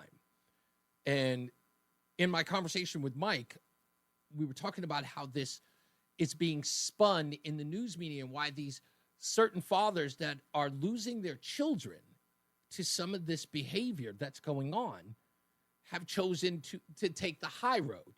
And there doesn't appear to be the right kind of outrage to many people. I can't measure what people's outrage should be. I'm just not that person. I'm not going to go there. I can't tell a person in which they mourn. Many people mourn differently, and I understand that. But I understand other people's outrage at the lack of. In understanding that, that's why I want to make this point. So immediately after the death of Tyree Nichols, there were many people in the news media who were trying to understand why Tyree would be treated this way as a black man with 5 black police officers. And they came up with a narrative. One that will blow your mind. Many of you watched it. I don't know if you did. But this is what they said. This is from, what's her name? Christiane Amanpour, CNN, PBS fame. speaking to a civil rightser about the death of Tyree Nichols at the hands of 5 police officers. Perpetrators of this death were 5 black police officers. So people say, Sure. oh, well, then clearly it's not about racism.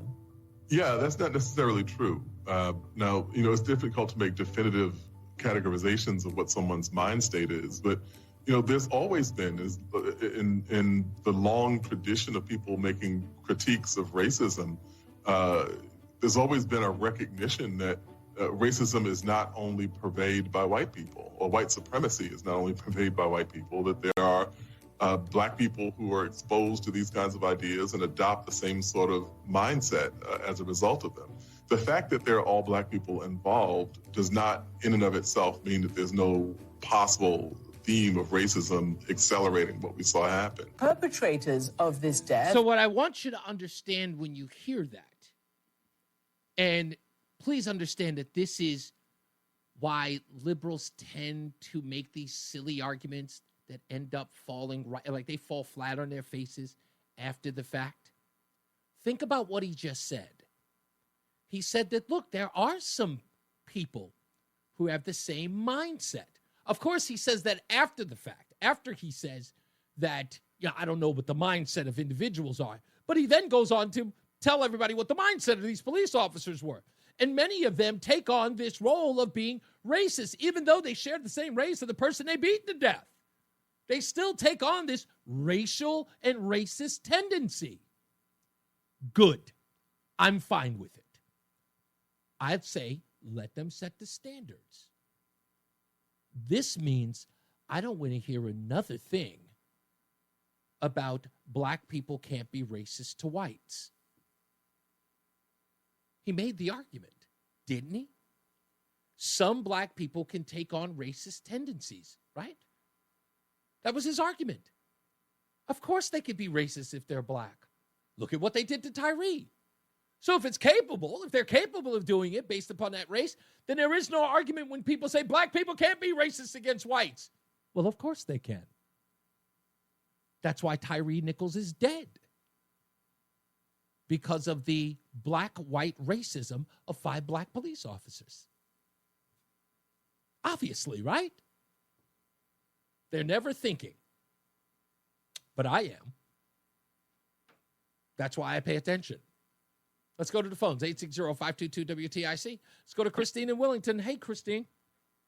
Hi, Reese. Thank God we don't have to, get our real news from the lying media. But we have all these great podcasts now. And I was listening to, Tyrus, the ex-wrestler. Yeah. He was interviewing Trump, and he said, I have a bone to pick with you. I'm really upset about all this. And Trump's like, well, what is it, And he said, why don't you tell people things that you've done?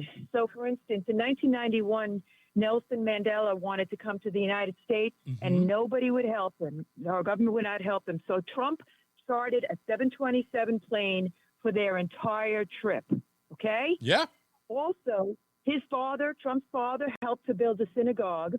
And number 3, Tyrus says, he said, I heard you, he gave $100,000 to for animals, for dogs, for his daughter Laura is a big animal person, and Tyrus is like, you don't even like dogs. He says, well, they needed to be taken care of. It wasn't right how they were living.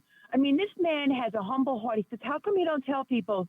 He says, well, everybody has a level of wanting acknowledgement, but he says, I just like to do it.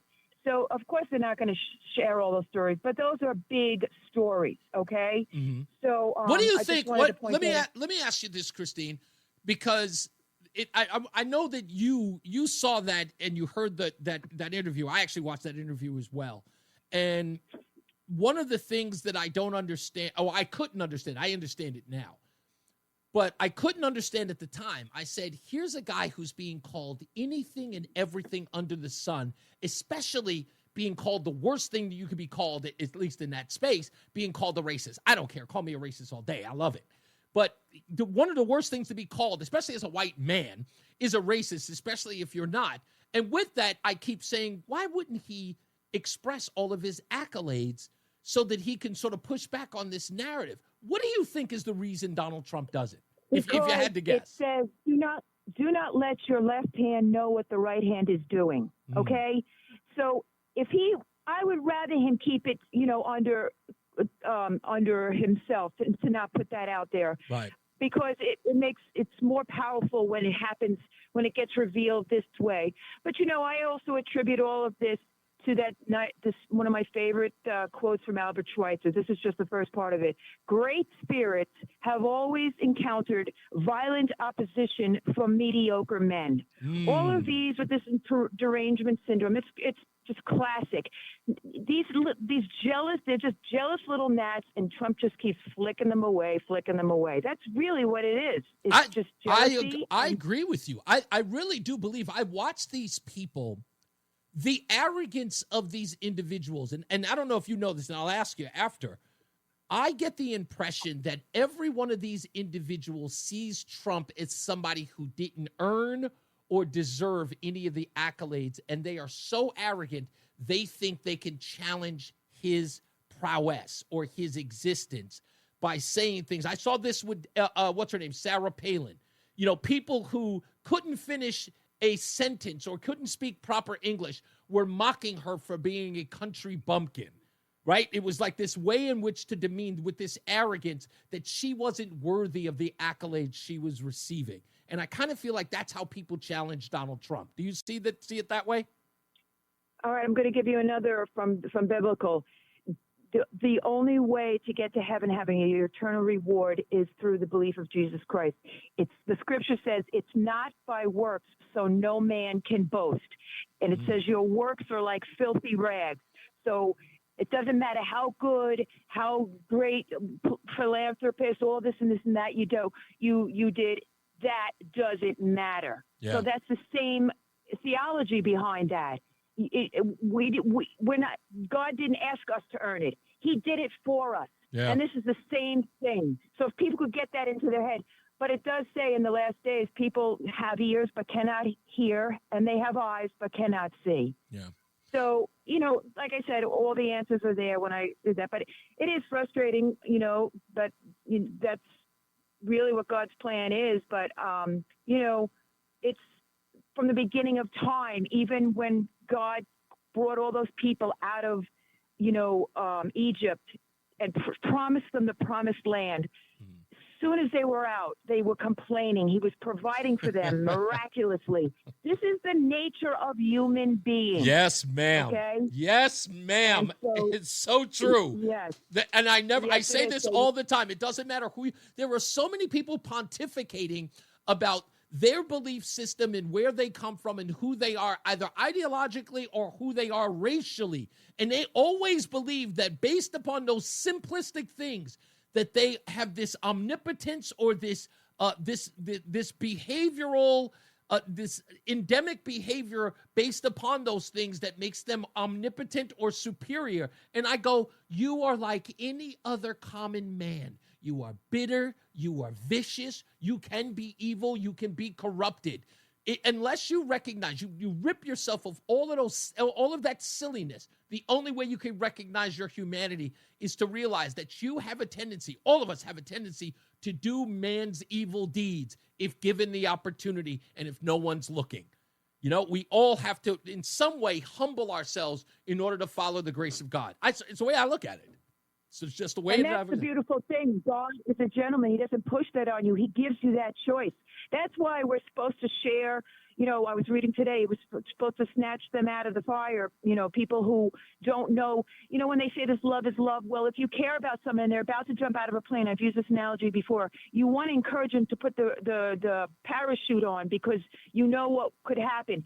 Whether they do or they don't, you've done your job, exactly. Which is your responsibility. If you call yourself a Christian, that is what you're here to do. Indeed. Help snatch those from the fire. That's it, and we are all the same. I love that, Christine. Thank you so much. I appreciate that. Have a great weekend. Definitely, you too. Yeah. Jules, I might add. It's called self-accountability. Again, I mean, that's, I don't, like I said, I don't understand these people. And again, it's the arrogance. And what do you, and that's the other part I don't understand. What are you so angry about? Like, what are you so angry about? Does it make you feel better? Does it? I say this to our side, and I'm going to call it as I see it, our side. There's nothing to be upset about. There's nothing to be angry about. We don't, we can understand them. I'm always interested in understanding how they think. Many of them, believe it or not, I'm going to say something completely out of sorts, and you won't believe me, but trust me when I tell you. Many of them know that they are bitter. Many of them know in their hearts they are bad and they are evil, or they have evil tendencies. They know. I listen to them. They write me all the time. I hear the hatred in them. They want to redeem themselves. They want to be better. I know they do. They wouldn't talk to me if they didn't. They all want me to come to the dark side. I've been there before. I recognize it. But they don't want to be that way. They know that it's miserable. God, it's a miserable life to have all that hate. It eats away at you. You die a little inside. And they're looking at the rest of us and they're going, why are they so happy? Why are they smiling? Why are they joking and making fun? I hate everything. They want the joy. Oh, trust me, they do. I have an ex-wife. God, maybe I should call her. I should call Mary. Mary will admit this right on the air. If I bring her on, she'll admit, I used to tell her, I used to say all the time, you can choose joy. She used to say, I hate it when you said that. I used to hate it when you said that. Now, she's a believer. Now she's a believer. She just said that to me 6 months ago. Let's get another check of the joyous weather in traffic. Yes, I know it's raining, but you know what? Even rain is good. Jason Caterina's got your raining forecast, and Mark Christopher's in the BPS Traffic Center. Hey, Mark. And another 100. Should they come around for a very, very long time. It's Reese on the radio, NewsTalk 1080 WTIC. You may have heard that Joe Biden and Jill Biden, Dr. Jill Biden, were on The View today. Sadly, it didn't go as planned. I'm not sure exactly why he's doing this tour, other than the fact that these books that are coming out about him are really tarnishing his presidency. It's unfortunate. He knows he's not going to get a presidential library, and his name is very much mud in political circles. And this campaign to redeem himself, I'm not sure why. But let me play this. This was, of all places, MSNBC. The guy's name is Brendan Buck. I guess that's his name, as a reporter talking about Joe Biden's time on The View today. And this should probably tell Joe Biden to pack it up and stay home. I mean, Brendan, what do you make of what we heard from President Biden? Not just that soundbite, but he's also defending his mental competence. He's saying there was never a decline. He says that was basically overstated. He says he dropped out to unify the party because he felt like Democrats had just become too divided. Yeah, well, just to kind of bring it all together, I think one thing Democrats need to do is acknowledge that the president did have a decline and that the Democratic Party did a very poor job of acknowledging the reality that every single American saw. And I think, sadly, again, on The View today, we saw a person who is not very sharp at this point, and that, he's an older man, and that maybe that's to be expected. He's clearly cares about his legacy, and that's obviously what this is all about. He's getting hammered, even from his own party. A lot of people criticizing him and feels the need to get out there. Of course, there's a book coming out, and there's a book coming out that is supposed to look at what happened behind the scenes about what a lot of people would say the cover-up of his mental decline. And he obviously cares about that and trying to get ahead of it. I don't know that he did himself any favors today, but that's obviously what he's trying to do. Yeah, and there just comes a time where you just have to.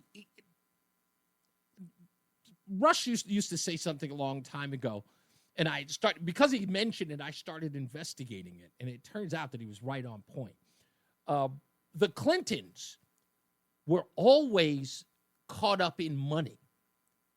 They came from relatively poor backgrounds. And Bill Clinton very much thought of himself as this hillbilly that no one took seriously. So they were always obsessed with money and status. And it was evident when they left the White House, and they had to return all the things that they took. It was so, I hate to say it, but what people called it around the Beltway was that it was so white trash of the Clintons to take things that didn't belong to them in the White House. It was like something you do at the hotel, like taking shampoo and towels and bathrobes. It was just so beneath, the office to just take furniture and photographs. It was just so bad. And I think that's the case with Joe Biden. Joe Biden has always been concerned about his status as a statesman in Washington. He wanted to be president since the 70s, and he got his chance in all of that. Doesn't matter how many decades it is today, it's all ruined, and he can't take it. So he's doing this sort of tour to redeem himself, redemption tour. It's not working for him. It's too little and too late. Let's get another check on the weather and traffic before we wrap all this up.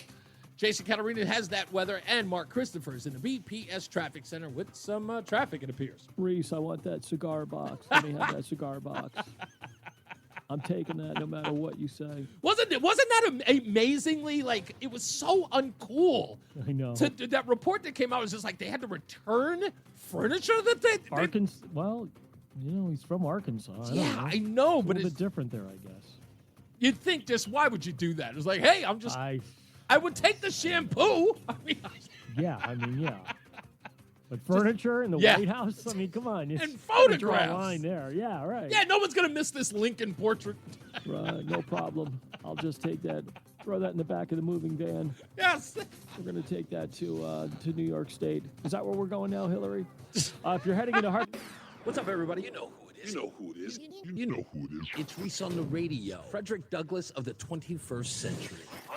It's WTIC News Talk 1080. Make sure you stay on the lines or give us a call at 860-522-WTIC, 860-522-9842 for your opportunity to win a dozen bagels a month for 6 months, courtesy of Between Rounds, the Bagel Bakery and Sandwich Cafe, located in South Windsor, Manchester, and Vernon. Yeah, there we go. Make sure you give us a call, 860-522-WTIC, 860-522-9842. Apparently, James O'Keefe says this afternoon he's going to be releasing the second video from his series related to the Epstein files. We'll check it out. There wasn't really a lot of fanfare, if you will, for lack of a better term, in the other video. It was like people already had known that information about Prince Andrew. So we'll find out, I guess, in a bit, whether or not this was it was worth, or at least the whole investigation. I will say this, and I don't know why I forgot this. So I spoke to a source last night, and I just reached out to them on the fly. And so what I understand about this, that the coming videos have to do with Project Veritas. So it's Jeffrey Epstein and Project Veritas. There are some investigations that James O'Keefe has done. He tracked down members of Project Veritas that he used to work with and confronts them on the street. So if you watch the trailer he put out a couple of days ago, I think Tuesday, some of the people you see in depositions in that trailer, one of them was the COO of Project Veritas, and he hunts them down in the street to confront them, and plenty of other Project Veritas employees. So part of this investigation, he's putting out these series of videos he's putting out, are associated with Epstein, Project Veritas, and the Justice Department. So there's supposed to be a slew of them, but I got word yesterday from a source that was those are the people that you don't recognize in the trailer. So we'll see them as they come out, and I'll see if I can get some more information as we proceed. Let's get to the phones, 860-522-WTIC. Dr. Steve is back in Cheshire. How are you, Dr. Steve? I'm good, Reese. Thanks for taking my call. How are you? My pleasure, sir. What do you got for me today? I wanted to,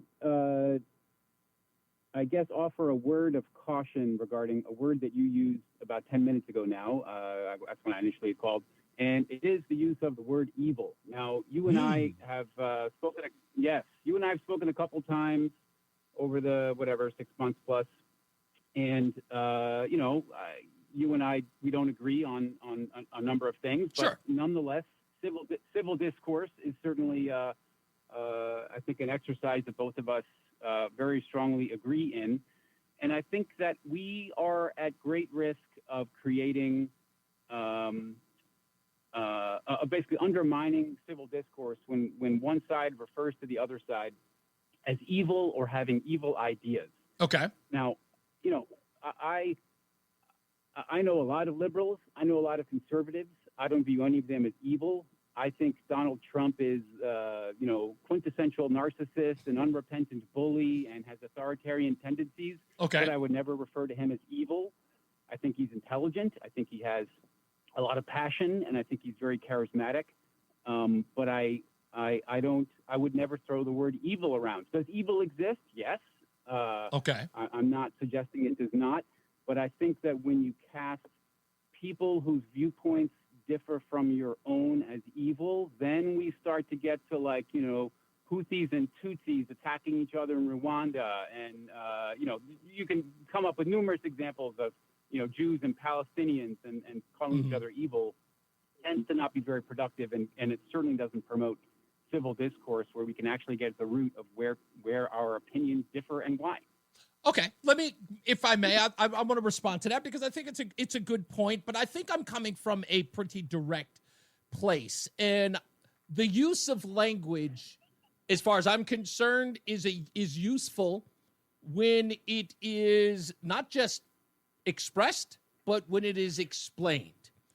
And I will go so far as to say that my use of the word evil is fair.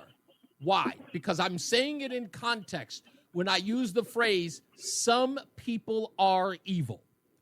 What I mean by that is an evil thing is to suggest or celebrate the death of a human being because you don't like them, right? That is inherent in its evilness. If you are celebrating the death of someone, if you can say you feel no remorse for someone being murdered because you disagree with them ideologically, that is evil. Because again, I don't ever want that for anyone, even my own enemies.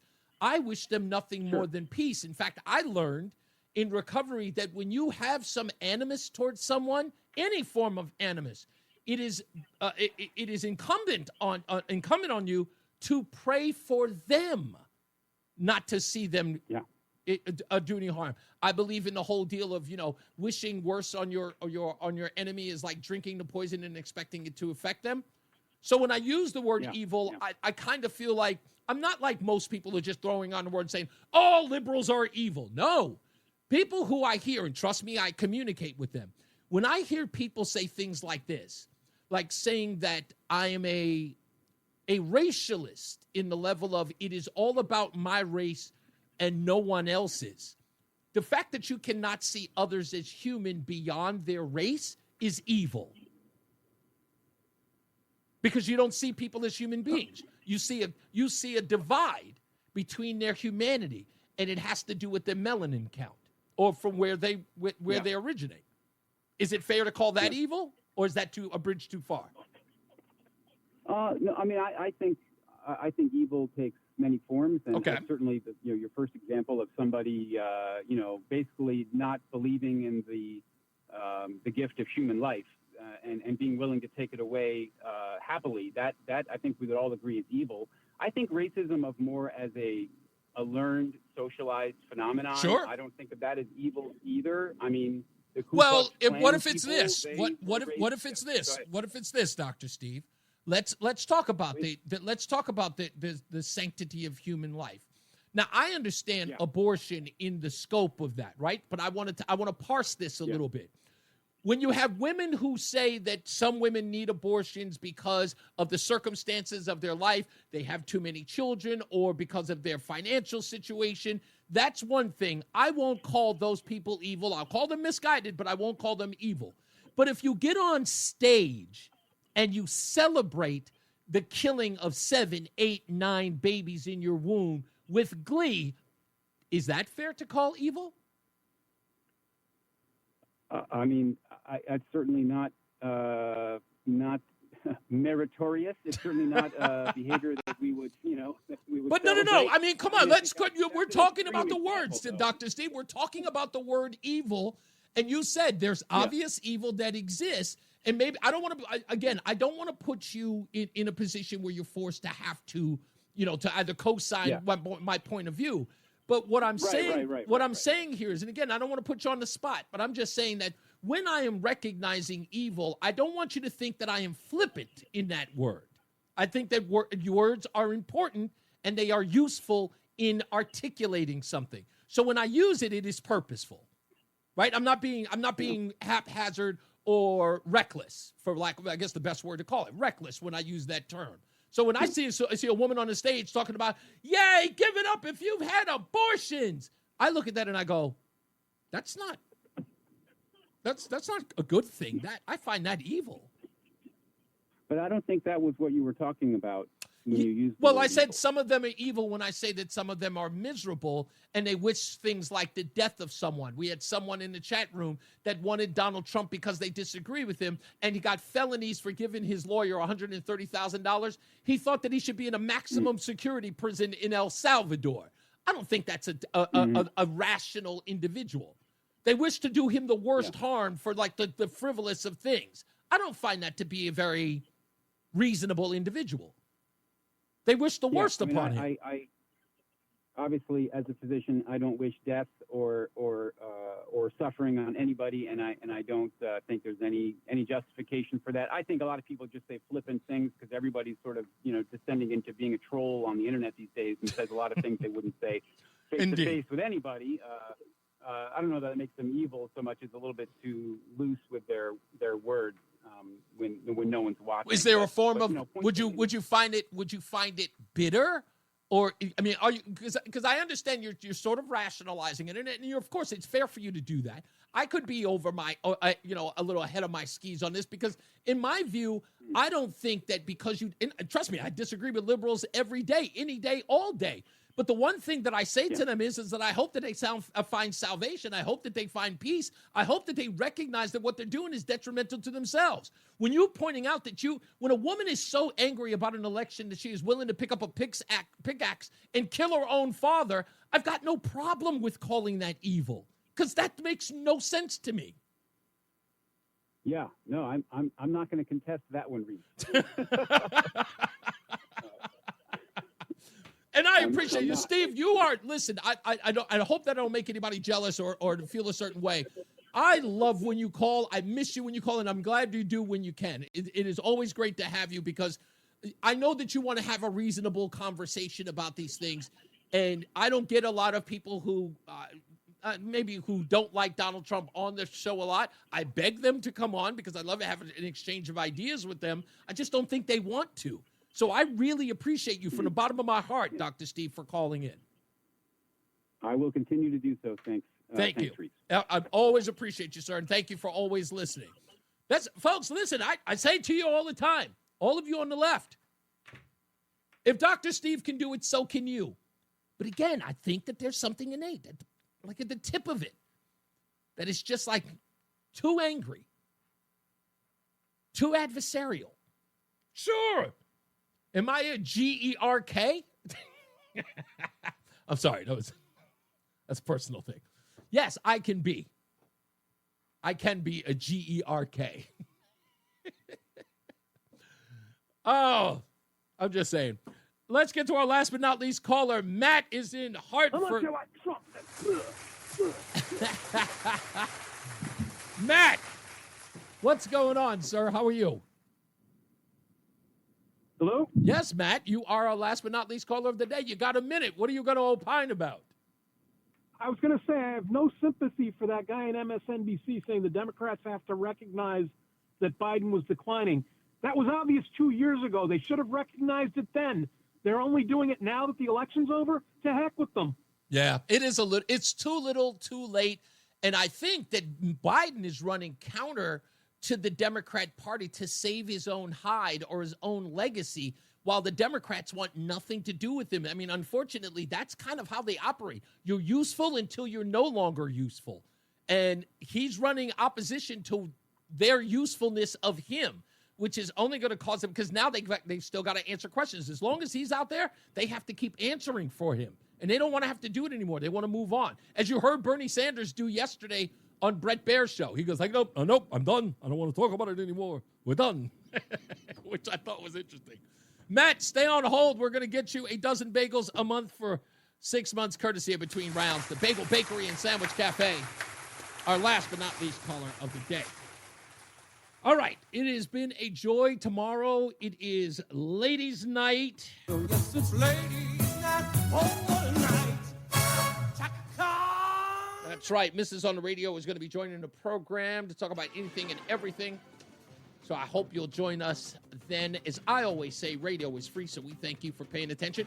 Remember to keep JC in your hearts and in your mind. Sean Patrick, we love you and we miss you. Remember that panic is not planning, so plan your work and work your plan. Me, I'm Reese on the Radio. You have a good night, pleasant tomorrow, and we'll see you back here in 21 hours. Let's get another check of the weather, which is a Barnes burner out there with Jason Catarina and Mark Christopher, who I'm sure the traffic's going to be affected by the weather as well, who's in the BPS Traffic Center. Good night, Mark. Yeah, I would expect tomorrow going to be kind of a tough rush hour out there, so look out for that.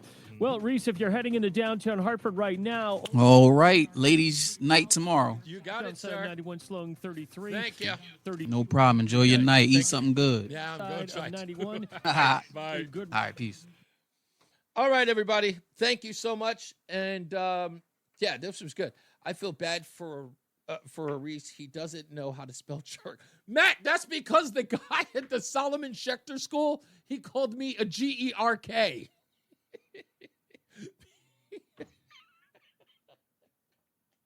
He goes, yeah, I know that guy Reese on the Radio. He's a G-E-R-K, because there was a kid around. He was trying to spell jerk, and he goes, yeah, he's a G-E-R-K.